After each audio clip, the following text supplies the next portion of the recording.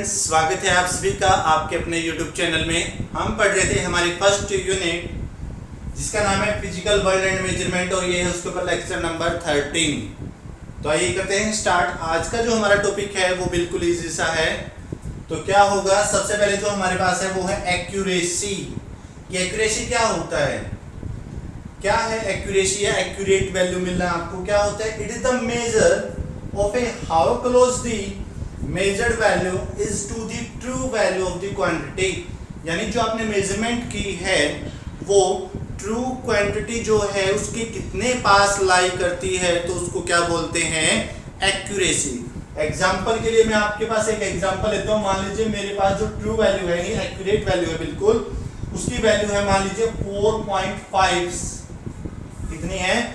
4.5 value है, ठीक है। और हमने जो मेजर की है वो क्या है? एक बार तो हमने मेजर की है कि 4.4 आ गया और एक बार मैंने मेजर किया 4.3 मेजरमेंट की। तो क्या होगा, आपको पता है कि जो 4.4 है वो ज्यादा पास है एज कंपेयर टू 4.3। तो इस वजह से जो एक्यूरेसी ज्यादा होगी वो किस में होगी? 4.4 में होगी। तो यही होता है क्या कि जो मेजर्ड वैल्यू है वो ट्रू वैल्यू के जितने ज्यादा पास होगी उतनी ही ज्यादा क्या होगी? एक्यूरेसी होगी। क्या होगी? एक्यूरेसी होगी, ठीक है। उसके बाद है प्रिसीजन।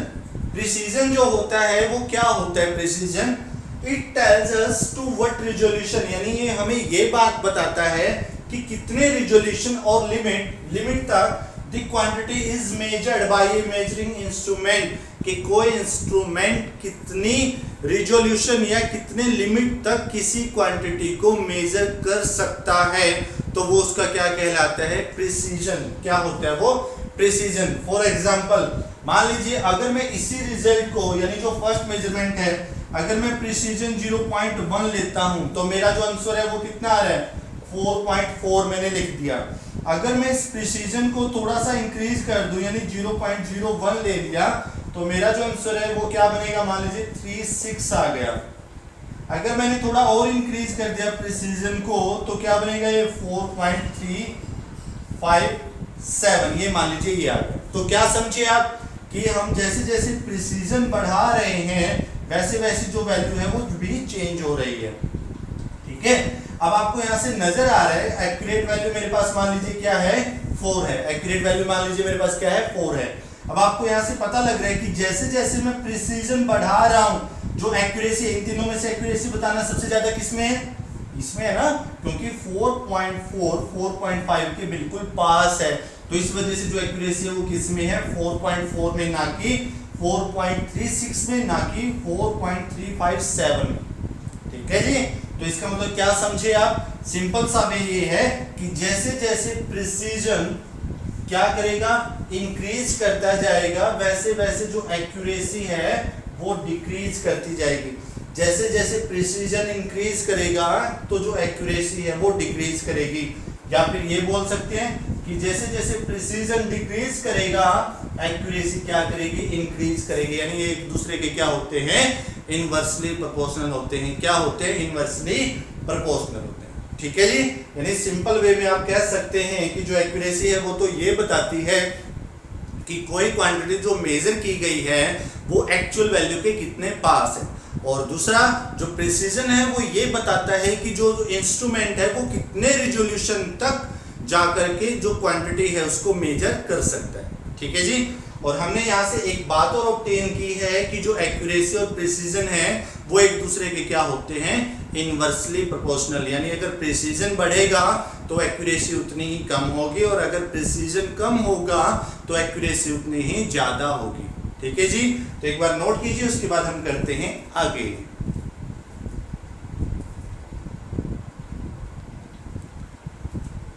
चलिए जी, उसके बाद है हमारे पास सिग्निफिकेंट फिगर, यानी सिग्निफिकेंट फिगर आपको फाइंड आउट करने हैं। जो बोर्ड एग्जाम है उसके अंदर आपके पास सिंपल क्या होता है, आपसे कोई क्वांटिटी दी जाएगी आपको और उसमें पूछा जाएगा कि इसके अंदर कितने सिग्निफिकेंट फिगर है। ना तो आपसे कोई रूल पूछेगा, आपको वहां पर रूल लगाने हैं और उसकी हेल्प से आपको क्या बताना है कि इसके अंदर कितने सिग्निफिकेंट फिगर है। अब सबसे पहले यही क्वेश्चन आता है कि जो सिग्निफिकेंट फिगर है वो होता क्या है एक्चुअली में। तो क्या है, हमने टाइम की बचत के लिए क्या कर लिया, कुछ राइट डाउन कर लिया यहाँ पर। तो क्या है सिग्निफिकेंट फिगर क्या होते हैं? The digits that are known reliably plus the first uncertain digit, जो फर्स्ट अनसर्टेन डिजिट है are known as the significant figure, उनको सिग्निफिकेंट डिजिट या सिग्निफिकेंट फिगर कहा जाता है। तो हम अब क्या करेंगे, वन बाय वन एग्जांपल की हेल्प से आपको मैं बताऊंगा कि किसके अंदर कितने सिग्निफिकेंट फिगर होंगे। तो सबसे पहला जो रूल है वो ये कहता है कि जितने भी नॉन जीरो डिजिट्स होंगे वो सभी के सभी सिग्निफिकेंट फिगर में काउंट होंगे। जितने भी नॉन जीरो नंबर होंगे वो सभी के सभी सिग्निफिकेंट फिगर में काउंट होंगे। एग्जांपल, मान लीजिए मैं एक नंबर लिखता हूँ 7468। अब आपको पता है कि ये सारे के सारे क्या हैं? नॉन जीरो हैं। तो अगर आपसे कोई पूछे कि इसके अंदर कितने सिग्निफिकेंट फिगर हैं तो आप बता सकते हैं 1 2 3 4। तो कितने हैं इसके अंदर सिग्निफिकेंट फिगर? 4 सिग्निफिकेंट फिगर इसके अंदर है।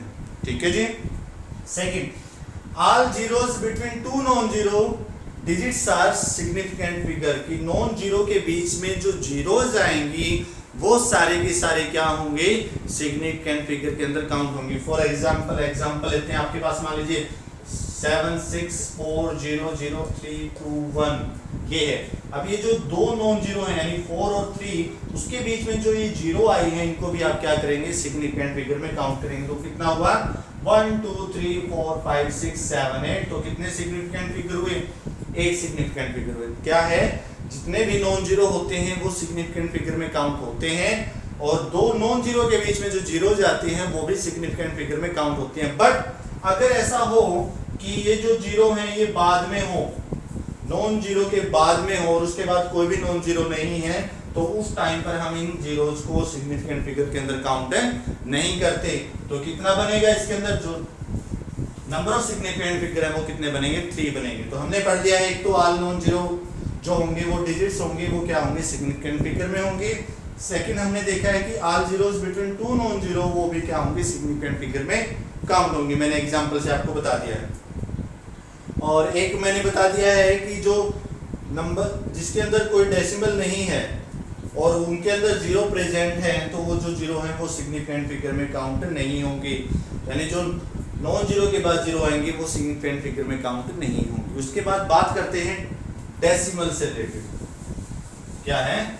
डेसिमल से रिलेटेड हम बात करते हैं।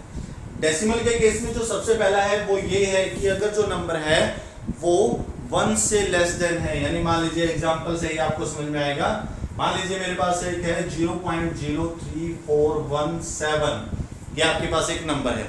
अब इस डेसिमल के केस में आप क्या देखेंगे कि ये जो फर्स्ट नॉन जीरो है, ये जो फर्स्ट नॉन जीरो है इसके बाद ही आप काउंट करेंगे, यानी फर्स्ट नॉन जीरो के बाद वाले आप काउंट करेंगे। 1 2 3 4 ये सारे के सारे सिग्निफिकेंट फिगर में काउंट होंगे। तो इसके अंदर कितने सिग्निफिकेंट फिगर हैं? 4 है। क्या है कि अगर जो नंबर है वो लेस देन 1 है यानी 0 पॉइंट समथिंग है तो उसके अंदर जो नॉन जीरो होंगे वो क्या होंगे? सिग्निफिकेंट फिगर में काउंट होंगे। सेकंड, अगर यही नंबर ऐसे होता 0.34171007 ये है, तो इसके अंदर कितने सिग्निफिकेंट फिगर होंगे? नॉन जीरो के बीच में जो जीरो आ रही है वो भी सिग्निफिकेंट फिगर के अंदर काउंट होंगे। तो ये कितना बना? 1 2 3 4 5 6 7 8। तो कितने होंगे इसके अंदर? 8 सिग्निफिकेंट फिगर होंगे। अगर ऐसा होता क्या 0.034171000 ही होता, यानी ये 7 ना होता, तो ये जो लास्ट में हमने पढ़ा था कि जो बिना डेसिमल के नंबर है उसमें तो ये काउंट नहीं होती थी, बट डेसिमल के केस के अंदर ये जो जीरोज हैं वो क्या होंगे? काउंट होंगी। तो इसके अंदर कितना हुआ? 1 2 3 4 5 6 7। तो इसके अंदर कितने सिग्निफिकेंट फिगर हैं? 7 हैं। बट एक बात ये भी ध्यान रखना कि नॉन जीरो के लेफ्ट साइड वाले जो हैं वो सिग्निफिकेंट फिगर में काउंट नहीं हो रहे हैं, यानी जो फर्स्ट नॉन जीरो आ रहा है उसके लेफ्ट साइड में जो जीरो हैं वो सिग्निफिकेंट फिगर में काउंट नहीं हो रही है। क्योंकि अगर यहाँ पर ये जो जीरो है यानी ये ग्रेटर देन 1 होता, फॉर एग्जांपल 1.034171000, तो उस टाइम पे ये जो जीरो है ये भी सिग्निफिकेंट फिगर में काउंट होती है और ये जो दोनों जीरो है वो भी सिग्निफिकेंट फिगर में काउंट होती है। तो क्या बनेगा? 1 2 3 4 5 6 7 8 9। तो इसके अंदर कितने सिग्निफिकेंट फिगर हैं? 9। ठीक है, क्या समझे आप कि जितने भी नॉन जीरो होते हैं वो सभी के सभी सिग्निफिकेंट फिगर होते हैं। नॉन जीरो के बाद अगर जीरो आ जाए तो वो सिग्निफिकेंट फिगर में, लास्ट में अगर जीरो आ जाए तो वो सिग्निफिकेंट फिगर में काउंट नहीं होती। बट दो नॉन जीरो के बीच में अगर जीरोज आएंगी तो वो सारे की सारी सिग्निफिकेंट फिगर में काउंट होंगी। ठीक है, उसके बाद डेसिमल की बात हुई है। डेसिमल के अंदर अगर जो नंबर है वो लेस देन वन है तो उस टाइम पर जो नॉन जीरो होंगे वो सारे के सारे सिग्निफिकेंट फिगर में काउंट होंगे। नॉन जीरो जो फर्स्ट नॉन जीरो है उसके बाद अगर कोई जीरो आ जाती है तो वो भी सिग्निफिकेंट फिगर में काउंट होगा, बट अगर उससे पहले जीरो है तो वो सिग्निफिकेंट फिगर में काउंट नहीं होगा। ये केस किसके लिए है? ये केस उसके लिए है कि जब आपने जो नंबर है वो क्या लिया है, लेस देन 1 लिया है। ठीक है, और अगर नॉन जीरो के बीच में जीरो आ रही है तो वो तो होंगे ही सिग्निफिकेंट फिगर में काउंट। उसके बाद अगर जो नंबर है वो क्या है, 1 या उससे ग्रेटर देन है, तो उस टाइम पे ये जो बीच वाले जीरो है, दो नॉन जीरो के बीच में जो जीरो आ रही है वो भी सिग्निफिकेंट फिगर में काउंट होंगे। इन्हीं सब रूल्स को मैंने यहाँ पर राइट डाउन भी कर दिया है तो आप देख सकते हैं।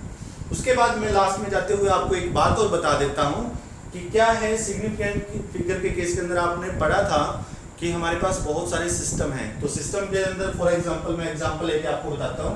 मान लीजिए मेरे पास 5 किलोग्राम है, ऐसा इस सिस्टम के अंदर मैंने मास मेजर कर लिया 5 किलोग्राम। अब सीजीएस सिस्टम के अंदर अगर मैं इसको लिखूंगा तो कितना बनेगा, 5000 ग्राम बनेगा। ठीक है, अब क्या है इसके अंदर सिग्निफिकेंट फिगर बताना मुझे कितना है, 1, और इसके अंदर भी क्या होगा, 1 ही होगा ना 1। तो क्या समझे कि अगर हमारा जो सिस्टम है ना वो चेंज हो रहा है तो भी सिग्निफिकेंट फिगर चेंज नहीं होते। तो याद रखना, ये मैंने 1 by 1 आपको बता भी रखा है कि all non-zero digits are significant figure, all zeros between two non-zero digits are significant figure, if the number is less than 1 से less है, the zeros on the right of the decimal point and the left of the first non-zero digits are not significant, यानी ये जो zero है वो significant figure में count नहीं होगी। उसके बाद है इन ए नंबर विदाउट डेसिमल, अगर डेसिमल नहीं है the terminal zeros are not significant figure, जैसे हमने लिखा था कि नॉन जीरो के बाद जो जीरो आ जाते हैं बिल्कुल लास्ट के अंदर वो सिग्निफिकेंट फिगर में काउंट नहीं करते हैं। In a number having decimal the terminal zero are significant, but decimal के केस में जो टर्मिनल जीरो है उनको हम क्या कर रहे हैं, सिग्निफिकेंट फिगर में काउंट कर रहे हैं। और लास्ट हम मैंने लिखा है कि change of unit do not change the significant figure, कि अगर मैं यूनिट को चेंज करता हूँ यानी जो सिस्टम चेंज होता है तो उस टाइम पर भी जो सिग्निफिकेंट फिगर है वो चेंज नहीं होते। ठीक है जी, तो एक बार नोट कर लीजिए, उसके बाद हम करते हैं आगे।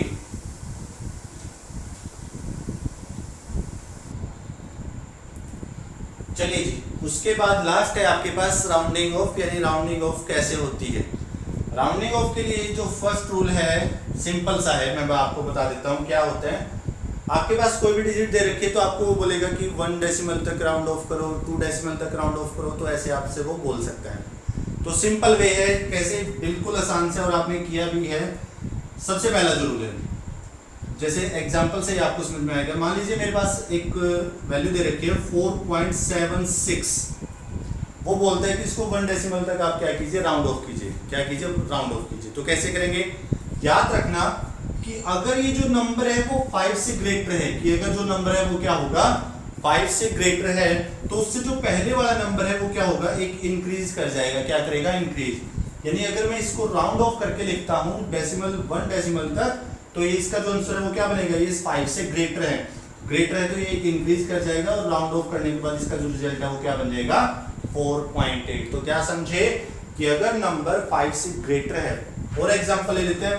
मान लीजिए आपके पास नंबर दे रखा है 4.7, 8 और 9 दे रखा है मान लीजिए। अब ये कहते हैं कि 2 डेसिमल तक आपको क्या करना है, राउंड ऑफ करना है। तो क्या बनेगा, ये जो नंबर है लास्ट वाला जो नंबर है वो क्या है, 5 से ग्रेटर है। तो जैसे ही 5 से ग्रेटर है तो ये एक इंक्रीज कर जाएगा, और हमारा जो आंसर है राउंड ऑफ करने के बाद वो कितना बनेगा, 4.79। क्या बनेगा, 4.79 आपका आंसर आ जाएगा।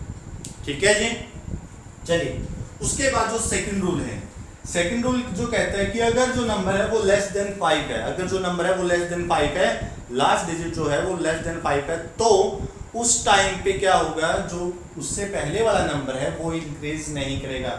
एग्जांपल मान लीजिए 3.71 है, ये जो नंबर है यानी हमें 1 डेसिमल तक क्या करना है, राउंड ऑफ करना है। ये क्या है, लेस देन 5 है। अगर ये लेस देन 5 है तो मेरा जो आंसर बनेगा राउंड ऑफ करने के बाद वो कितना बनेगा, 3.7।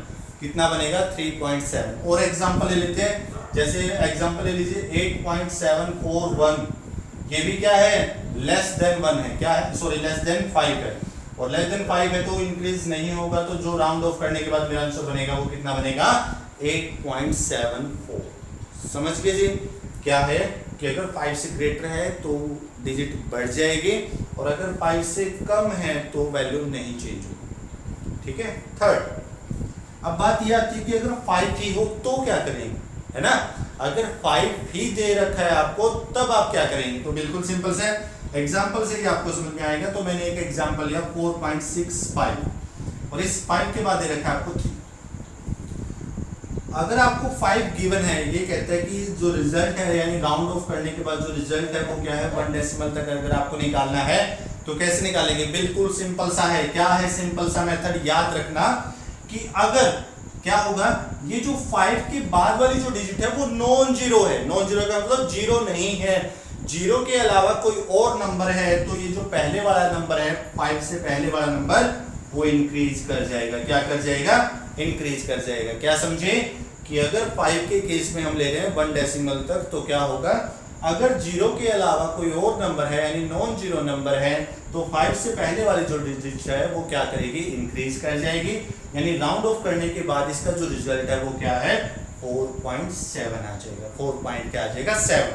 अब बात आती है कि अगर बाई चांस जीरो होता तो, यानी 3 की जगह 0 यानी फॉलोड बाय 0 होता 5 जो है, तब उसके केस के अंदर 2 सिचुएशन आती हैं आपके पास। वो 2 सिचुएशन क्या है, इस 5 के बाद अगर इवन नंबर है तो राउंड ऑफ करने के बाद जो मेरा रिजल्ट है वही बन जाएगा, लेकिन अगर इसके बाद कोई ओड नंबर होता, यानी जो 5 है वो 0 से फॉलो किया जाते हैं, लेकिन उससे पहले जो है वो क्या है, ओड नंबर है, तब राउंड ऑफ करने के बाद हमारा जो रिजल्ट है वो क्या हो जाएगा, यानी एक इंक्रीज कर जाएगा।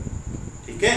क्या है कि अगर 5 के बाद 0 आ जाती है तो उसके अंदर 2 सिचुएशन बनती हैं। क्या कि अगर 5 से पहले इवन नंबर है तो वो एज इट इज होगा, यानी राउंड ऑफ करने के बाद, अगर वो ओड नंबर है तो वो 1 इंक्रीज कर जाएगा। तो ये थे राउंडिंग ऑफ के रूल्स हैं। राउंडिंग ऑफ के रूल्स में सबसे पहले क्या है आपके पास कि अगर 5 से ग्रेटर है तब तो आप एक इंक्रीज कर देंगे, अगर 5 से लेस है तो आप एज इट इज उसको रखेंगे। उसके बाद अगर 5 है तो 5 के बाद अगर नॉन जीरो है तो एक इंक्रीज कर देंगे, अगर 5 के बाद 0 है तो 2 सिचुएशन बनती है कि अगर 5 से पहले इवन है तो एज इट इज रहेगा, और 5 से पहले अगर ओड नंबर है तो 1 इंक्रीज कर देगा। ठीक है। उम्मीद है आपको सभी बातें समझ में आ गई होंगी। अगर आपको ये वीडियो अच्छी लगे तो इस वीडियो को अपने दोस्तों के साथ शेयर कीजिए और इसको लाइक कीजिए और हमारे साथ बने रहिए।